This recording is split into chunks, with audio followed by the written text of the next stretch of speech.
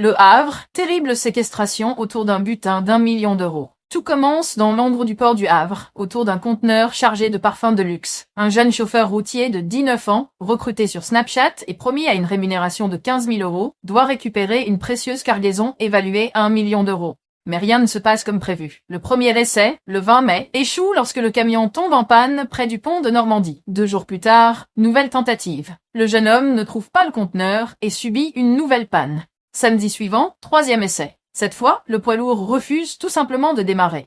3 tentatives, 3 échecs. À bout de patience, les commanditaires décident de passer à l'acte. Le chauffeur est conduit de force dans un appartement du Havre, ligoté, bâillonné, passé à tabac. Accusé d'avoir voulu les doubler, il subit des menaces de mort et finit par fournir une fausse adresse de planque. Le piège fonctionne. Ses ravisseurs quittent les lieux pour vérifier.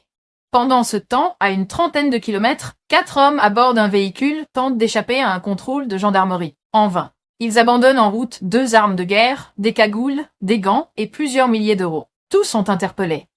Le lendemain, un détenu hospitalisé à Jacques-Monod parvient à s'évader malgré la surveillance policière. Une gigantesque chasse à l'homme est lancée à Montivilliers, mobilisant 60 gendarmes, une équipe cynophile, un hélicoptère venu d'Amiens et plusieurs brigades de la police nationale. L'homme est toujours en fuite. 6 personnes, toutes originaires du Havre et âgées de 22 à 38 ans, ont été mises en examen par la JLS de Lille. L'enquête, menée par la police judiciaire du Havre et la gendarmerie de Rouen, se poursuit.